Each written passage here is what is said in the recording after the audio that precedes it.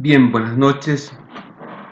Vamos a iniciar hoy nuestra segunda clase efectuando una recapitulación, una breve contextualización si quieren, en relación a lo que vimos en la primera. Tanto la primera como esta segunda, ojalá que hoy podamos concluir, todo va a depender de la función del tiempo. Estamos procediendo a la presentación de la materia, es decir, a qué es lo que nos va a ocupar durante todo lo que resta de la gestión 2020 en cuanto a actividades y qué temas esencialmente vamos a desarrollar, en qué áreas del conocimiento de esta asignatura vamos a incursionar. Entonces, para mí es de vital importancia, primero, antes de iniciar las clases, hacer una presentación de esta asignatura. Y no solo cualquier presentación, sino una presentación en detalle, ¿verdad? Que me permita en una primera instancia ese sentimiento de amor a primera vista del alumno con la materia, con los contenidos de la materia. Por eso vuelvo a señalar la importancia de estas dos primeras clases virtuales que están dirigidas, de repente vamos a dedicar la tercera también, que están dirigidas a la presentación de la materia. Bien, en la anterior clase habíamos visto las unidades temáticas 1 y 2. ¿Recuerdan? Vimos casi en su totalidad, mejor dicho, de manera completa, la unidad temática 1, los partidos políticos.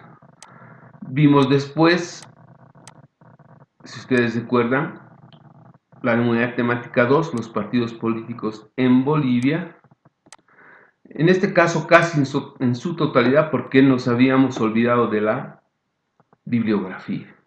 Y considero de vital importancia presentar la bibliografía específica luego de cada unidad temática. Claro, en clases la vamos a seguramente presentar antes, ¿no? Esta es entonces la bibliografía de la unidad temática 2, los partidos políticos en Bolivia. Tenemos varios textos, quiero destacar estos últimos que están colocados acá en primera línea. Por ejemplo, este de José Luis Exeni, La democracia impactada. Es un libro prácticamente de fines del 2016, muy interesante. Es una tesis doctoral de José Luis Exeni, quien en su momento fue presidente del Tribunal Supremo Electoral y tiene una contribución muy importante en lo que significa la presencia de los partidos durante la democracia pactada. Tenemos también este otro textito de Marta Irurowski, los partidos políticos y golpe de Estado en Bolivia. Tenemos también, obviamente, no podemos dejar de tomar en cuenta a Fernando Mayorga, uno de los intelectuales más conspicuos, yo diría, en el campo de la ciencia política en Bolivia, y él tiene también muchos textos para, fíjense, esta unidad temática. También vamos a ver al difunto, a la obra de este autor que ya nos ha dejado hace algunos años, un libro clásico, me refiero a René Antonio Mayorga. También a Moira Suazo, en el tema del MAS. A Mario Tosico, no es el autor, pero es una compilación de un texto publicado en la revista de estudios, en una revista de estudios en México, ¿no es cierto? Entonces, con lo anterior, mejor dicho, habíamos visto la totalidad de textos que eventualmente vamos a usar en la unidad temática 2. Digo eventualmente porque no es un tema cerrado, pues pueden aparecer otros textos que den cuenta, por ejemplo, sobre la situación de los partidos políticos en Bolivia, sobre todo en este último tiempo. Y claro, esta bibliografía, como he mencionado, al no estar cerrada, es susceptible de algunas otras incorporaciones. Esto me había faltado describir en la anterior clase, es decir, la bibliografía de este segundo tema ya explicado, los partidos políticos en Bolivia. Entonces vamos a entrar ahora, ya continuando en esta segunda clase, a la presentación en esa línea de la unidad temática número 3, que tiene por título Sistemas de partidos, ¿no? Bien, es importante en cada unidad describir siempre los objetivos que se traza el docente y que estos persiguen fundamentalmente en dotar de algunas destrezas, algunas habilidades a los alumnos, es decir, ¿qué esperamos de los alumnos al final de esta unidad?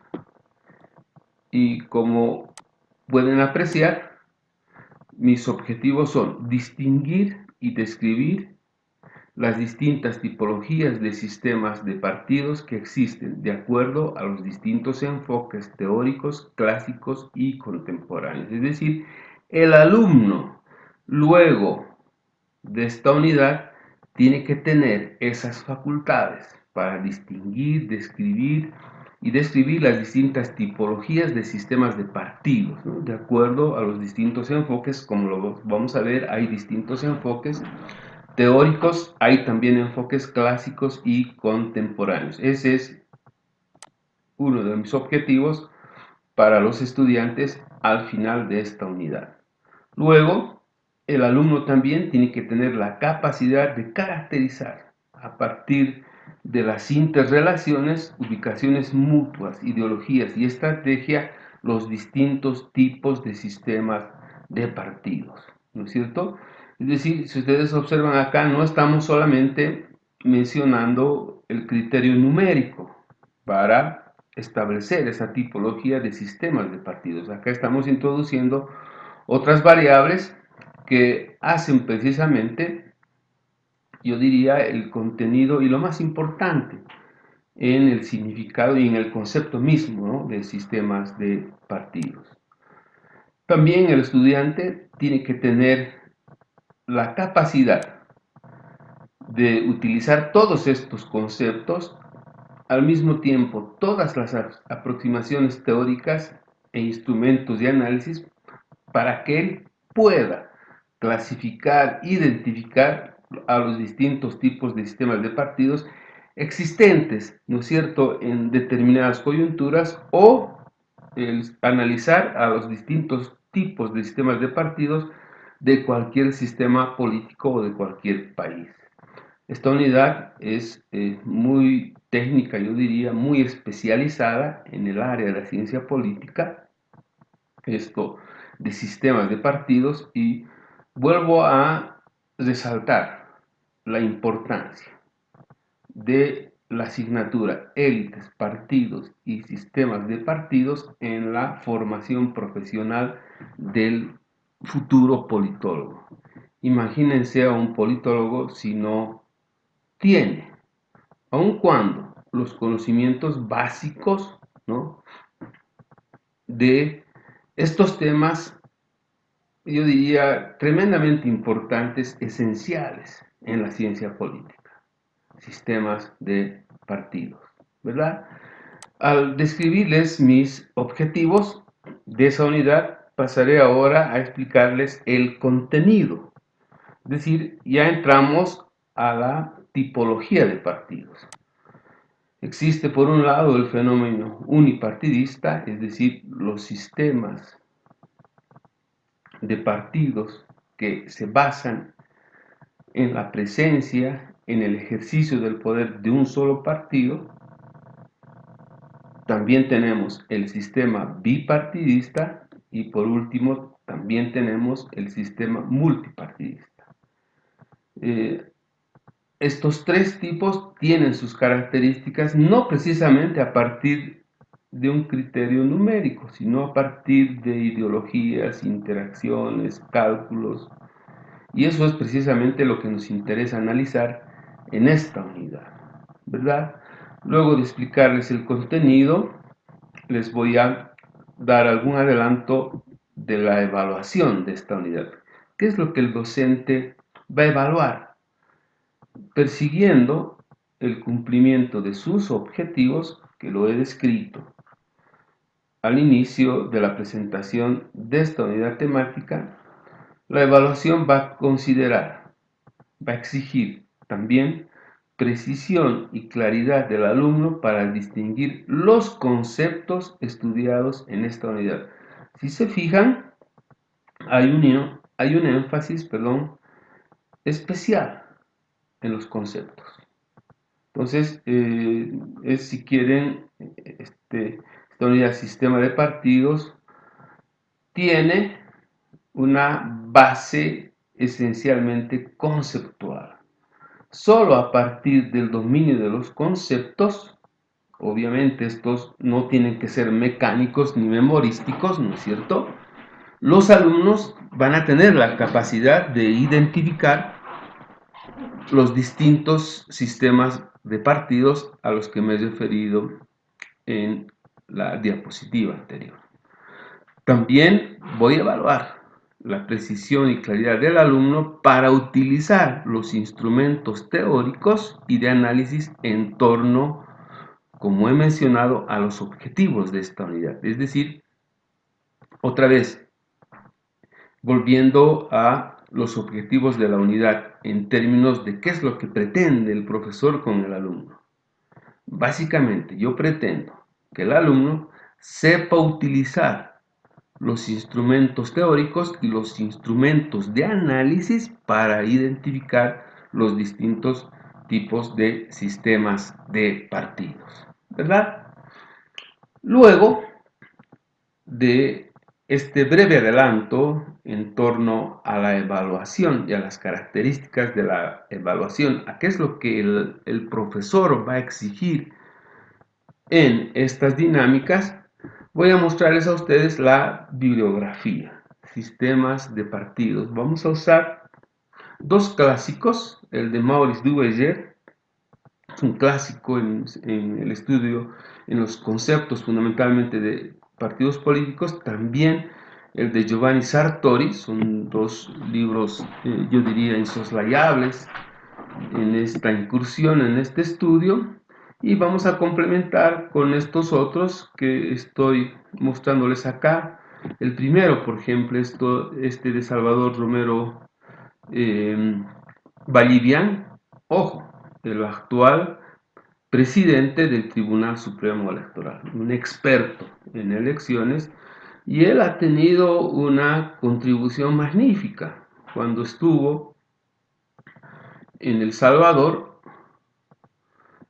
y tuvo también la posibilidad, como cuando anteriormente ocupaba la presidencia de la ex Corte Nacional Electoral, publicaba muchos textos en torno a elecciones, en torno a partidos y sistemas de partidos. Este texto es relativamente nuevo, 2016, digo relativamente si comparamos en términos de tiempo las ediciones de los otros libros, pero considerado también en esta parte un texto insoslayable, ¿verdad?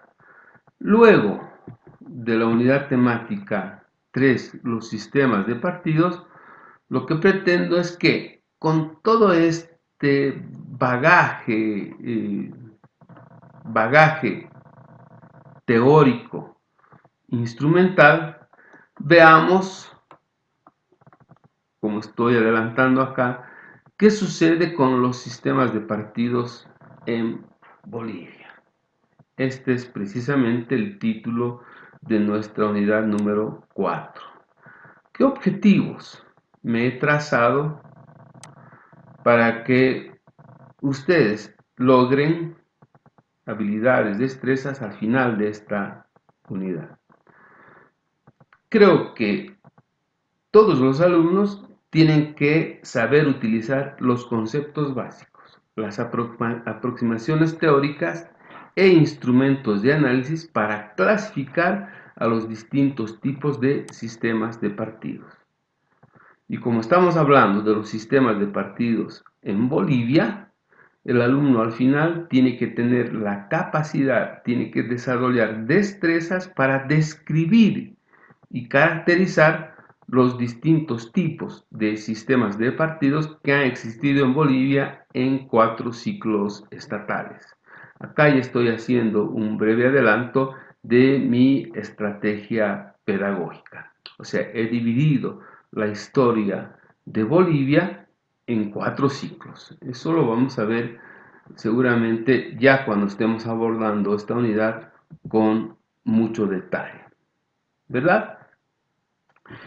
En cuanto al contenido, vamos a ver los sistemas de partidos en Bolivia en el periodo republicano, es decir, en ese ciclo, si quieren, oligárquico minero feudal, que se prolonga desde 1825 hasta 1952, el ciclo de partidos que nos introduce como producto y resultado de la revolución del 52, es decir, del ciclo estatal nacional popular o capitalismo de Estado.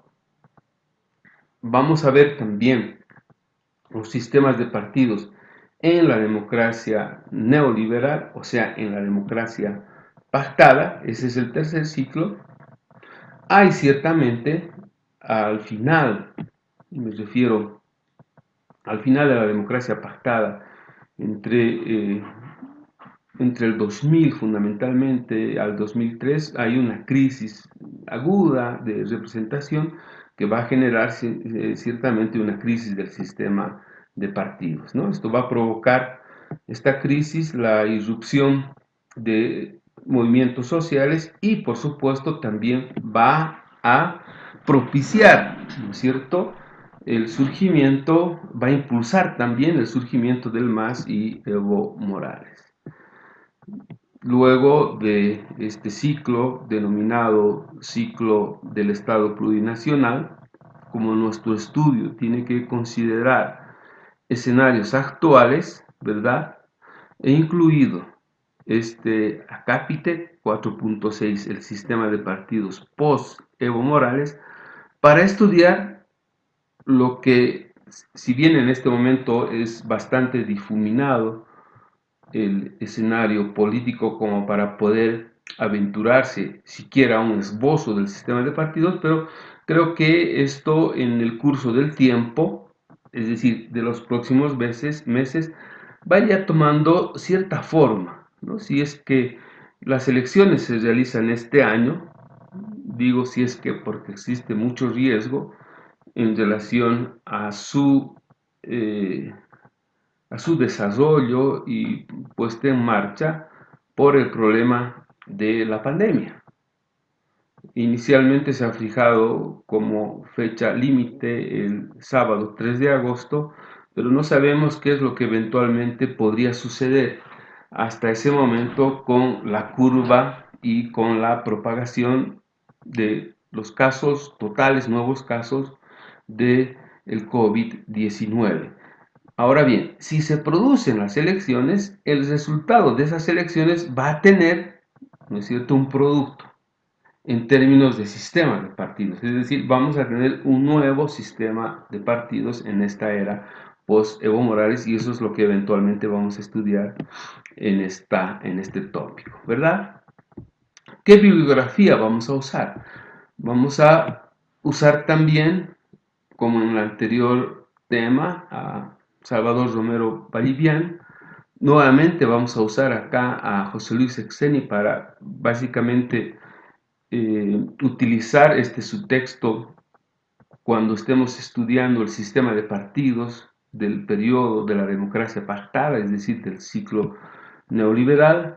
Nuevamente vamos a acudir a Sartori y acá tengo un nuevo autor, Tsevelis Jorge, Jugadores con Veto. Es realmente novedoso su texto porque él considera que los sistemas de partidos estuvieran en función de la cantidad de escaños y representación que logran las distintas fuerzas políticas, y ellos, con su capacidad de veto, eventualmente van configurando un escenario político y también obviamente un tipo de sistemas de partidos. Esta es la bibliografía de esta unidad y pasamos entonces inmediatamente a la unidad temática número 5, las élites y el poder. ¿Verdad? ¿Qué objetivos tengo en esta unidad? Todos ustedes, al finalizar esta unidad, deben manejar las distintas aproximaciones teóricas, instrumentos de análisis, conceptos de trabajo y datos básicos sobre el papel de las élites en el sistema político. Fíjense, mi pretensión es significativamente alta, ¿no?, en términos del desarrollo de capacidades con ustedes. También todos ustedes al final de esta unidad tienen que tener la facultad de identificar a los grupos minoritarios organizados que se disputan el centro del poder. Esto sin duda es esencial en la formación de un politólogo. También, por su parte, deben tener la capacidad de caracterizar y describir el papel de las élites en un sistema político. Básicamente vamos a usar también muchos conceptos. Esta unidad tiene una base conceptual y la destreza en el manejo de estos conceptos nos va a permitir llegar a estos objetivos que me estoy trazando, ¿no? Y por último, también los alumnos deben tener la capacidad de evaluar el o los resultados del desempeño de las élites en la historia y en el futuro de cualquier país. Acá les adelanto que la historia y el futuro de cualquier nación en el mundo dependen fundamentalmente de sus élites políticas. Vean el papel que tienen las élites políticas en el sistema político, ¿verdad? Su función es esencial. Muchos dicen que los distintos países están bien o estarían mal y todo estuviera ligado a la acción de sus élites. Es decir, si tienen buenas élites políticas, como sucede, por ejemplo, en los países escandinavos, el nivel y la calidad de vida de nuestro país o de otros países tuvieran esos grados elevados de calidad de vida, porque las élites, es decir, los que toman decisiones colectivas para el conjunto de la sociedad, se habrían pues preocupado esencialmente en lo que básicamente es la sustancia, ¿no es cierto?, de la política, que es el servicio y el interés general, es decir, el bienestar de toda su población. Si medimos el bienestar de todas las naciones del mundo, hay indicadores para ello por si acaso, y observamos en qué países viven relativamente bien, mejor, en qué países son más felices, ¿no?, en cuáles menos, o en cuáles, por ejemplo, hay datos sorprendentes en términos de pobreza, ¿no?, de diferencia social, distancia social. Me refiero a la distancia que existe, en este caso, de recursos y material entre las distintas clases sociales, ¿no? Me refiero también a los niveles de educación, de pobreza, de analfabetismo. Todo eso, por si acaso, es el reflejo y el resultado de la acción política de las élites de cada país. Esto es lo que me he propuesto entonces en términos de objetivos para con ustedes. También van a tener, o tendrían que tener mejor al final de la unidad, la capacidad para determinar las funciones, aunque me he adelantado un poco, la capacidad para determinar las funciones, características y elementos comunes de los grupos minoritarios que eventualmente detentan el poder. En términos de contenidos, como les he dicho, es básicamente conceptual. Primero vamos a ver definiciones, luego las distintas teorías de las élites que han sido esbozadas, desarrolladas por autores ya desde fines del siglo XX inclusive, ¿no? Y también, como ya había hecho una suerte de adelanto, pues tenemos que necesariamente conocer qué funciones, qué características y qué elementos comunes tienen estos grupos minoritarios en el poder, denominados también élites, ¿verdad? En la unidad temática, en esta unidad, mejor dicho, en las élites del poder, vamos a evaluar también acá la precisión y claridad del alumno para distinguir los conceptos estudiados en esta unidad, ¿no? También, otra vez, precisión y claridad del alumno para utilizar los instrumentos teóricos y de análisis en torno a los objetivos de esta unidad. Entonces, fíjense, lo que persigo básicamente es una descripción, una distinción, un discernimiento, ¿no?, de los conceptos que vamos a estudiar en torno a las élites y el poder, y también, obviamente, lo que pretendo es que los alumnos sepan utilizar los instrumentos teóricos, muy al margen, obviamente, de los conceptos, ¿verdad? Inmediatamente después pasamos a la bibliografía, y esta es la bibliografía de esta unidad. Tenemos dos libros clásicos que me gustaría resaltarlos ahora.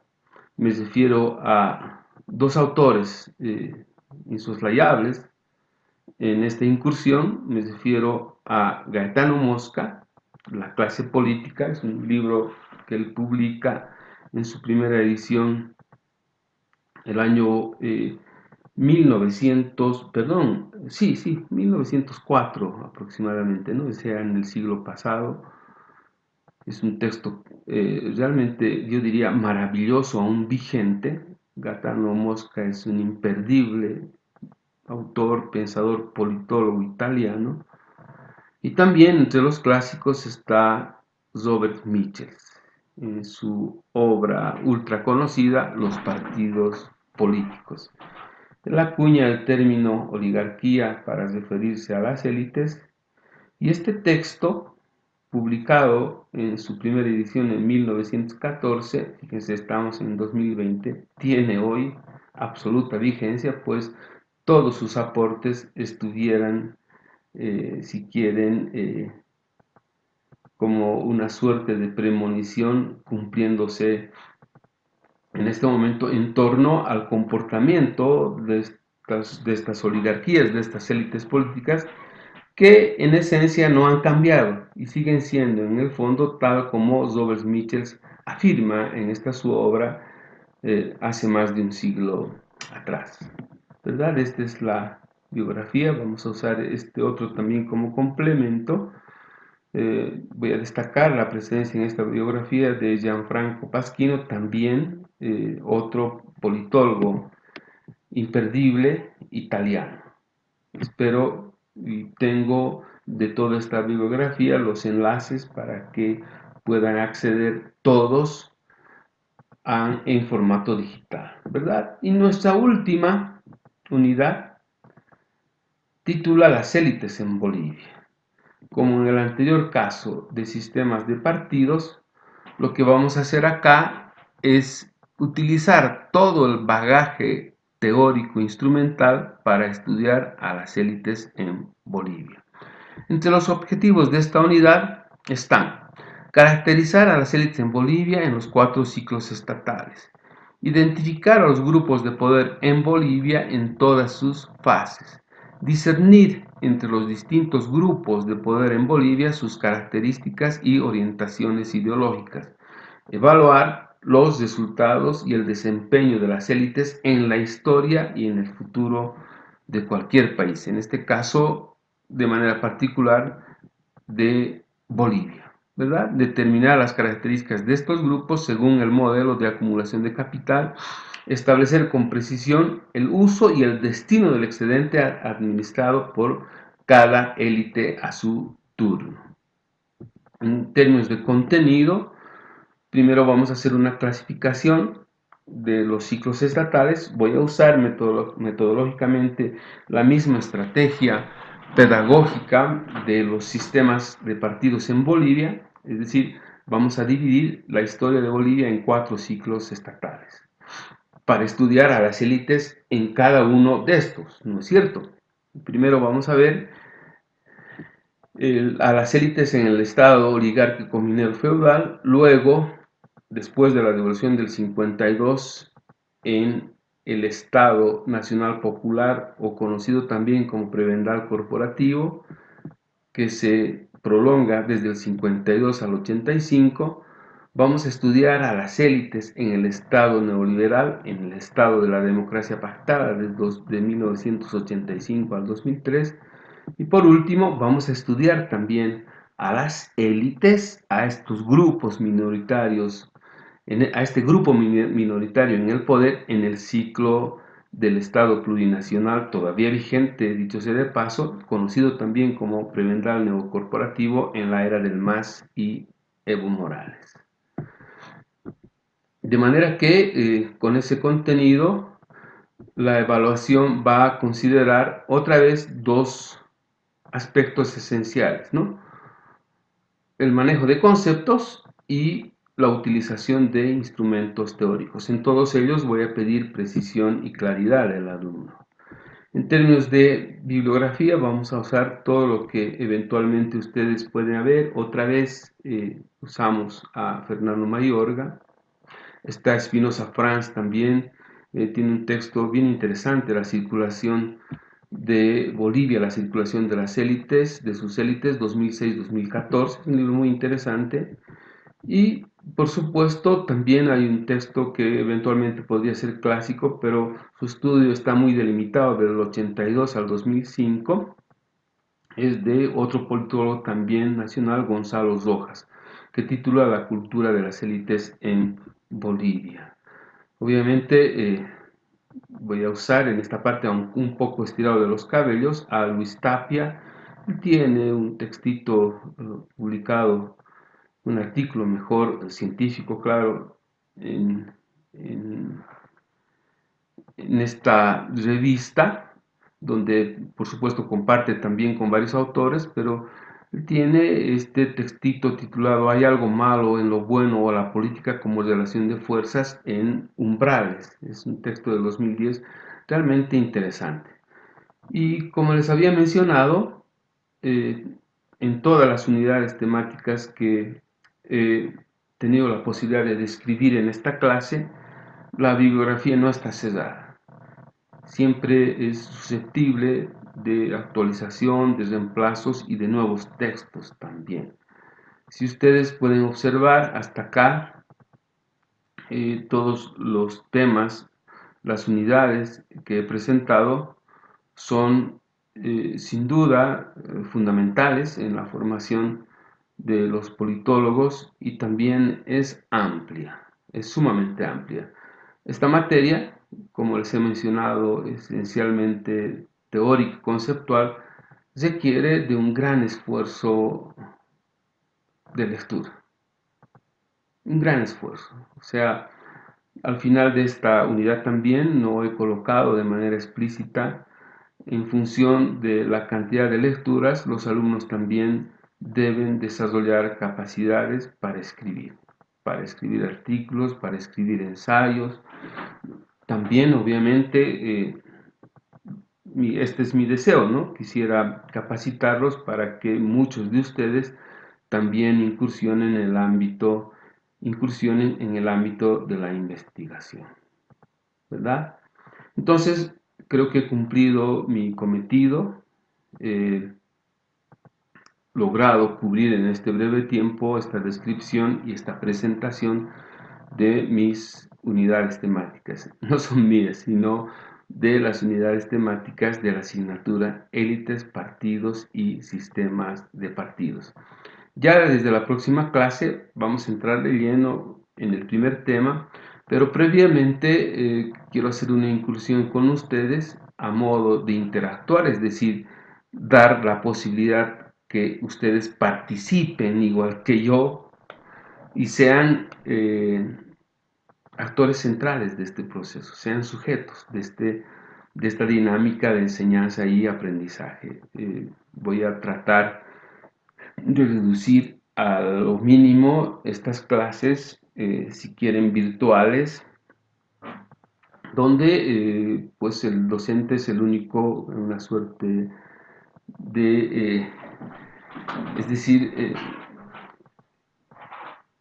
el docente es el único que habla, es el único que tiene la palabra, que expresa, que comenta, ¿no? Y este tipo de clases magistrales creo que a estas alturas no son muy recomendables, pero dadas las circunstancias, pues estas dos primeras las he usado de ese modo y desde la próxima yo les voy a dar las instrucciones precisas.